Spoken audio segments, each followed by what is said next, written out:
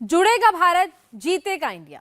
इसी टैगलाइन के साथ मोदी के खिलाफ इंडिया अलायंस तैयार हुआ था, लेकिन 3 राज्यों में हुई कांग्रेस की हार ने इंडिया अलायंस की बुनियाद हिला दी। 19 दिसंबर को इंडिया अलायंस की पार्टियों की बैठक होनी है, लेकिन उससे पहले ही गठबंधन में दरारें दिखने लगी हैं। अरविंद केजरीवाल दिल्ली और पंजाब की सारी सीटों पर दावा कर रहे हैं। अखिलेश यादव पहले से ही नाराज हैं। 3 राज्यों में हुई हार के बाद उमर अब्दुल्ला भी साफ कह रहे हैं कि ऐसे तो अलायंस मोदी से नहीं जीत पाएगा। दरअसल सारे सवाल अब कांग्रेस पर उठ रहे हैं। अब तक इस गठबंधन को कांग्रेस लीड कर रही थी, लेकिन हार के बाद उसकी स्थिति कमजोर हुई है। ऐसे में गठबंधन की पार्टियां प्रेशर टैक्टिक्स अपना रही हैं। सवाल ये उठ रहा है कि बड़े जोर शोर से मोदी के खिलाफ जो मोर्चा तैयार हुआ था, क्या वो 2024 के लोकसभा चुनाव तक बना रह पाएगा? क्या 2024 में इंडिया अलायंस बीजेपी से लड़ेगा या फिर पुराना यूपीए? कुछ लोग तो कह रहे हैं कि आज की इस हैट्रिक ने 24 की हैट्रिक की गारंटी दे दी है। ये चुनाव नतीजे कांग्रेस और उसके घमंडिया गठबंधन के लिए भी बहुत बड़ा सबक है। सबक ये है कि सिर्फ कुछ परिवारवादियों के मंच पर एक साथ आ जाने से फोटो कितनी अच्छी निकल जाए, देश का भरोसा नहीं जीता जाता।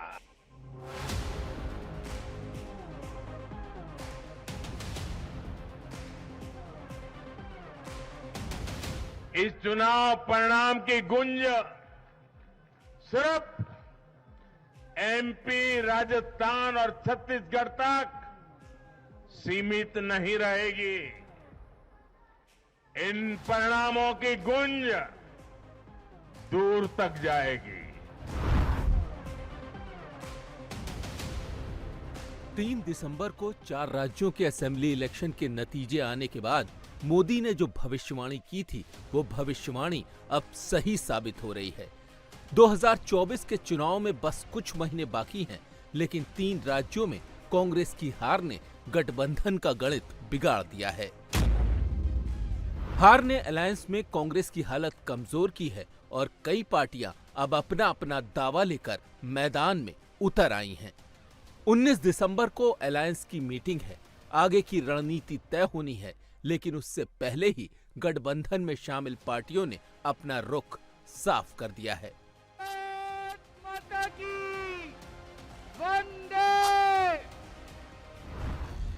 पंजाब वो राज्य है जहां कांग्रेस और आम आदमी पार्टी के बीच सीटों को लेकर पेंच फंस सकता है। यहां आम आदमी पार्टी सरकार में है, लेकिन लोकसभा में कांग्रेस के सबसे ज्यादा सांसद हैं। पंजाब में 13 लोकसभा सीट हैं। इसमें कांग्रेस के पास 8 सीटें हैं, अकाली दल और बीजेपी के पास 2-2 और आम आदमी पार्टी का 1 सांसद है। अब पंजाब को लेकर इंडिया अलायंस के बीच जब सीटों का बंटवारा होगा, तो कांग्रेस और आम आदमी पार्टी दोनों ही ज्यादा से ज्यादा सीटें चाहेंगी। इंडिया अलायंस की बैठक से पहले ही अरविंद केजरीवाल ने पंजाब की सारी सीटों पर चुनाव लड़ने का ऐलान कर दिया है। सारी पार्टी वाले बड़े दुखी हो गए हैं। इनको लग रहा है अब इनकी परमानेंट नौकरी गई, अब इनको दोबारा कोई वोट नहीं देगा। जैसे दिल्ली में 3 बार, पहली बार लोगों ने 28 सीट दी, दूसरी बार 70 में से 67 सीट दी, तीसरी बार 70 में से 62 सीट दी। पंजाब में आपने 117 में से 92 सीट दी। मेरा दिल कहता है अगली बार 117 में से 110 से ज्यादा सीट आएंगी आम आदमी पार्टी की। और अभी लोकसभा के अंदर चुनाव आ रहे हैं। 13 सीट पंजाब की है और 1 सीट चंडीगढ़ की है।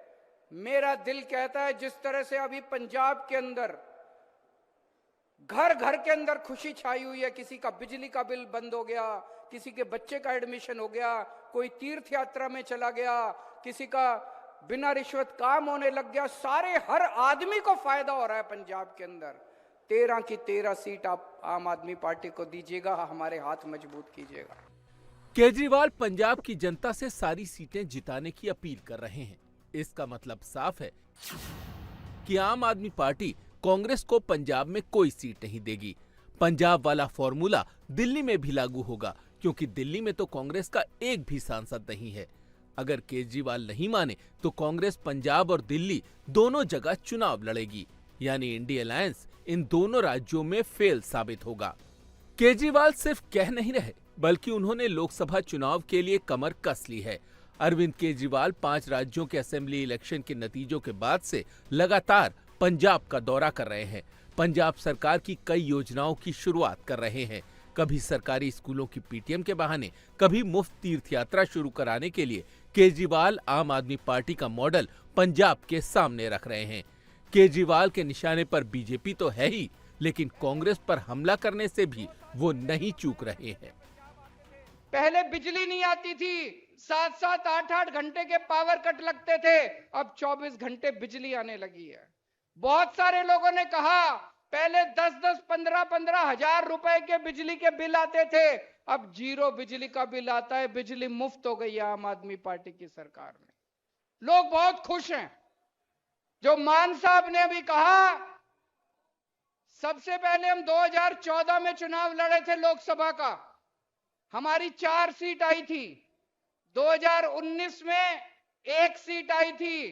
इस बार जितना प्यार और जितना आशीर्वाद आप लोगों का मिल रहा है, मेरा भी दिल कहता है गुरुजी महाराज के आशीर्वाद से इस बार 13 में से 14 सीट आएंगी आम आदमी पार्टी की पंजाब।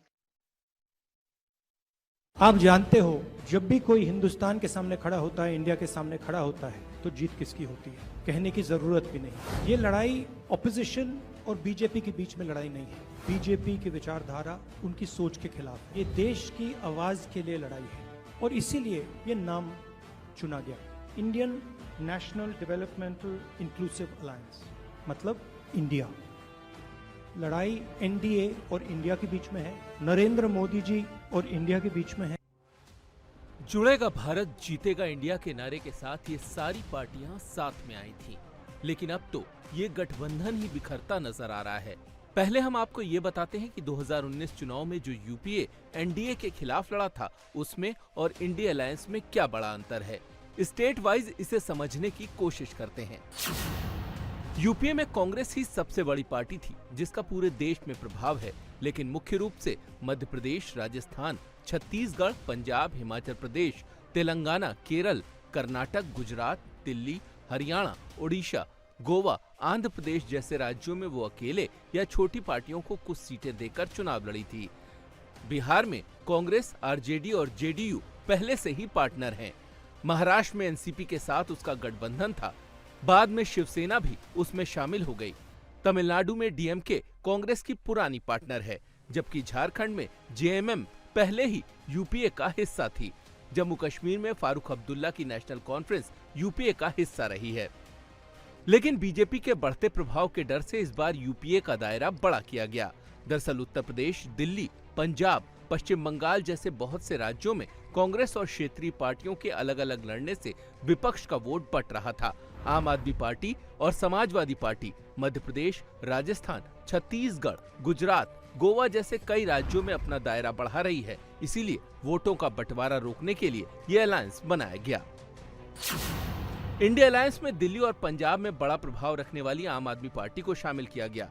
यूपी में वोट न बटे, इसलिए अखिलेश यादव को भी साथ लिया गया। पश्चिम बंगाल में ममता बनर्जी को गठबंधन में शामिल होने के लिए मनाया गया।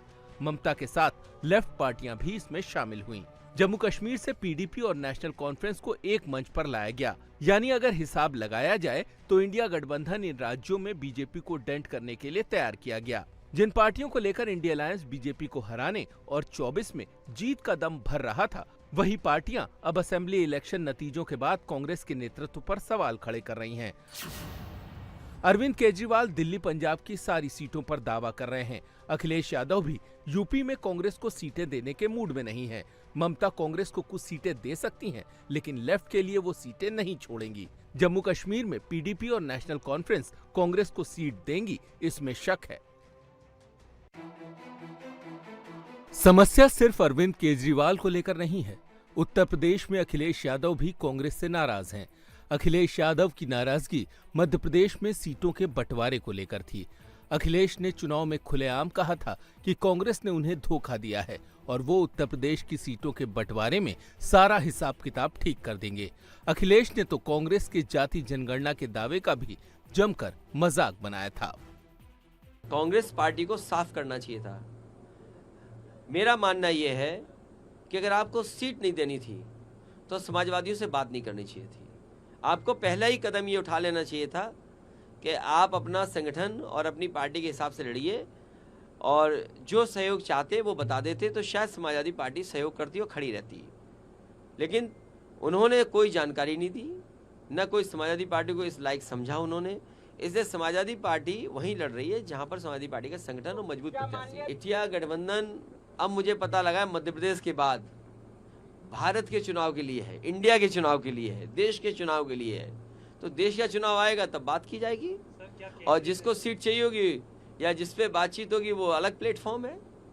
लेकिन ये सवाल ये है क्रेडिबिलिटी का है कि अगर कांग्रेस इसी तरह का व्यवहार करेगी तो कौन उनके साथ खड़ा होगा। लागू होना चाहिए और जिन जिन प्रदेशों में सरकारें ऐसी बनी जिन्होंने पिछड़े दलित और आदिवासी के हक और सम्मान को समझा, बाबा साहब का संविधान के तहत जिनको मिल सकता था वो मिला है।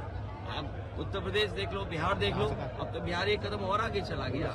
जिस तरह दक्षिण भारत में है कि आरक्षण की सीमा बहुत है, उस दिशा में बिहार भी चला गया। और मुझे उम्मीद है कि यहाँ की जनता जब जाग जाएगी तो वो भी वही तरीका अपनाएगी कि सबकी जनसंख्या गिनी जाए तो आबादी के हिसाब से दें। और सबसे बड़ा चमत्कार ये देखिए कि कांग्रेस भी जाति गणना की बात कर रही है, कांग्रेस भी एक्सरे समाज की बात कर रही है। एक्सरे समाज का हो, अरे इतनी पुरानी बात क्यों कर रहे हो? आजकल तो MRI CT स्कैन है, आप 3 महीने में गिन सकते हो जाति। आज टेक्नोलॉजी है, आज इतना सब कुछ डेटा अवेलेबल है, सबका आधार बना हुआ है, आपको समय क्यों लगेगा? इसलिए जो एक्सरे की बात कर रहे हैं वो वही लोग हैं जिन्होंने कभी आजादी के बाद से जाति गणना रोकी। चुनाव के नतीजे आने के बाद भी अखिलेश की नाराजगी खत्म नहीं हुई है। हालांकि अखिलेश गठबंधन में बने रहने की बात जरूर कर रहे हैं, लेकिन कांग्रेस को ही इस हार का जिम्मेदार बता रहे हैं। जो परिणाम आए हैं आने वाले समय में इससे इंडिया गठबंधन और मजबूत होगा। देश की जनता भारतीय जनता पार्टी को हटाना चाहती है। अगर यही मानक हम मान लें कि लोग परिवर्तन चाहते थे, जिन प्रदेशों में सरकार बदली है और मध्य प्रदेश के अलावा मध्य प्रदेश की परिस्थितियां दूसरी रहीं, मध्य प्रदेश में दूसरे तरह का अगर गठबंधन होता तो परिणाम दूसरा भी हो सकता था। लेकिन जो परिणाम इन प्रदेशों से आए हैं, जनता परिवर्तन चाहती है, तो बीजेपी के लिए ये चिंता का विषय होना चाहिए कि जो सरकार में हैं उनसे जनता नाराज है या जनता ने परिवर्तन के लिए वोट दिया है। तो आने वाले समय में भी परिवर्तन का वोट पड़ेगा, तो ये चिंता का सवाल बीजेपी के लिए है। देखिए, आप लोगों से बेहतर कोई नहीं समझता होगा। हम कुछ भी कहें, हम कुछ भी छिपाएं, लेकिन आपको पता है चीजें। मैं फिर आपसे कहता हूं कि समाजवादी पार्टी का पहले दिन से लक्ष्य रहा है कि भारतीय जनता पार्टी का मुकाबला करना है। और जब कभी भी हम लोग साथ आए किसी दल के, पूरे सम्मान के साथ आए, तो भविष्य में भी हमारी कोशिश होगी समाजवादियों की कि और लोगों का सम्मान करते हुए साथ लेकर के भारतीय जनता पार्टी का मुकाबला करें। इंडिया अलायंस की मीटिंग में तय हुआ था कि सभी पार्टियां जाति जनगणना के मुद्दे को उठाएंगी। कांग्रेस ने 4 राज्यों के असेंबली इलेक्शन में ये मुद्दा जमकर उठाया था, लेकिन अखिलेश लगातार अलग राग अलाप रहे हैं। वो पीडीए की बात कर रहे हैं। यूपी में 80 सीटें हैं, इसलिए अखिलेश के छिटकने से गठबंधन का पूरा समीकरण बिगड़ सकता है। दिक्कत ये भी है कि कांग्रेस उत्तर प्रदेश में अपना अस्तित्व बचाए रखना चाहती है, लेकिन उत्तर प्रदेश में कांग्रेस का सिर्फ एक सांसद है। 2019 में राहुल अमेठी से चुनाव हार चुके हैं। ऐसे में अखिलेश के पास कांग्रेस को सीटें न देने की वजहें हैं। यूपी में मायावती भी बड़ी प्लेयर हैं, लेकिन इंडिया अलायंस अब तक उन्हें मना नहीं पाया है। ऐसे में उत्तर प्रदेश में अगर इंडिया अलायंस मिलकर लड़ता है तो भी त्रिकोणीय मुकाबला होना तय है, यानी बीजेपी से सीधी लड़ाई का फॉर्मूला यहाँ भी फेल हो चुका है। दूसरी तरफ नीतीश कुमार अलग ही मूड में नजर आ रहे हैं। 24 दिसंबर को नीतीश कुमार वाराणसी में जनसभा करने के लिए आ रहे थे। जेडीयू ने बाकायदा इसके लिए प्रचार भी किया था, लेकिन जिस कॉलेज में जनसभा होनी थी उससे अनुमति ही नहीं ली गई। हालांकि जेडीयू अब कह रही है कि प्रशासन ने दबाव डालकर नीतीश की जनसभा कैंसिल कराई। अब सवाल यह है कि चुनाव से ठीक पहले नीतीश क्यों यूपी में पब्लिक मीटिंग करने आ रहे हैं। इस मीटिंग में इंडिया अलायंस के किसी पार्टनर को नहीं बुलाया गया था, तो क्या नीतीश यूपी में अपनी पार्टी का विस्तार करने की सोच रहे हैं? पेच तो बंगाल में भी फंसा हुआ है। ममता बनर्जी इंडिया अलायंस का हिस्सा तो बन गई हैं, लेकिन कांग्रेस की लोकल लीडरशिप उन पर लगातार हमले कर रही है। लेफ्ट भी ममता बनर्जी के खिलाफ है। ऐसे में इन तीनों पार्टियों के बीच पश्चिम बंगाल में सीटों का बंटवारा कैसे होगा, ये बड़ा सवाल है। ममता किसी भी हालत में लेफ्ट पार्टीज के लिए सीटें नहीं छोड़ेंगी और लेफ्ट पश्चिम बंगाल में चुनाव जरूर लड़ेगी, भले ही उसे ममता के खिलाफ लड़ना पड़े। ऐसे में पश्चिम बंगाल में भी इंडिया अलायंस फेल होता नजर आ रहा है। गठबंधन के सारे पार्टनर इन चुनावों के बाद अलग अलग नजर आ रहे हैं। जम्मू कश्मीर में उमर अब्दुल्ला चुनाव नतीजों के आने के बाद से काफी नाराज हैं। उन्हें लगता है कि जिस आधार पर ये गठबंधन तैयार किया गया था वो उस राह पर आगे नहीं बढ़ रहा है। इंडिया अलायंस फेल नहीं हुई, कुछ हद तक कांग्रेस नाकामयाब रही, तो मैं इसको इंडिया अलायंस की नाकामयाबी या इंडिया अलायंस का हार नहीं समझता हूं, क्योंकि अलायंस के तौर पे हमने लड़ा नहीं। अब आगे जाके इंडिया अलायंस को जो थोड़ा सा नुकसान पहुंचा है इस वजह से, जो एक दूसरे के खिलाफ बयानबाजी हुई, उसको किस तरह दुरुस्त किया जाएगा वो आगे जाके देखना पड़ेगा। ना वो छत्तीसगढ़ बचा सके, ना वो मध्य प्रदेश वापस जीत सके और ना वो राजस्थान दोबारा जीत पाए। मध्य प्रदेश में देखिए ना, अब शायद थोड़ी देर के लिए कमलनाथ जी चीफ मिनिस्टर रहे, लेकिन उसको छोड़ के अब 20 साल तो हो गए, ये 5वां टर्म शायद शुरू होने जा रहा है। ये कोई मामूली बात नहीं है। और 6 तारीख को शायद कांग्रेस के सदर ने कुछ इंडिया अलायंस के लीडरों को खाने पे बुलाया है। चलिए 3 महीने के बाद उनको दोबारा इंडिया अलायंस याद आया। अब देखते हैं उस पर क्या बात होती है। इंडिया अलायंस का फ्यूचर क्या रहेगा, क्योंकि आप भी उसका हिस्सा हैं। मैं कह नहीं सकता हूँ ना। जिस तरह इंडिया अलायंस का इन स्टेट इलेक्शंस में हाल रहा, अगर आगे जाके भी यही हाल रहेगा तो हम शायद बच नहीं पाएंगे। समझ में नहीं आता, या तो कांग्रेस पूरी तरह से मध्य प्रदेश में ग्राउंड सिचुएशन को समझ नहीं पाई, नहीं तो क्या जाता अगर वो अखिलेश यादव को 5-7 सीटें दे देते, क्या तूफान होता। वैसे भी क्या जीता उन्होंने, फिर नहीं जीत पाए ना। अगर अखिलेश यादव को 5-7-10 सीटें दे देते, मुमकिन है कि थोड़ा और हमारा बचाव मध्य प्रदेश में हो जाता। नहीं किया, नतीजे आपके सामने हैं। होती है, अगर एनसी पावर में आ जाती तो किसके साथ जाएगी? हम क्यों जाएं किसी के साथ? जाएंगे सर, जाएंगे। हम क्यों जाएंगे? जाएंगे सर, आप। हम किसी के साथ नहीं जाएंगे ना। केजरीवाल अकेले फैसला कर रहे हैं, अखिलेश गठबंधन में भी हैं, लेकिन वो क्या करने वाले हैं इसका इशारा बार बार दे रहे हैं। उमर अब्दुल्ला का भरोसा गठबंधन से उठ गया लगता है और ममता बनर्जी अपनी शर्तों से टस से मस होंगी, इसमें शक है। ऐसे में अब इंडिया अलायंस कहां बचा है? जिन राज्यों में मिलकर मुकाबला करने की बात हो रही थी, उन राज्यों में तो अलायंस के पार्टनर ही छिटक रहे हैं। अब बचा है तो सिर्फ यूपीए।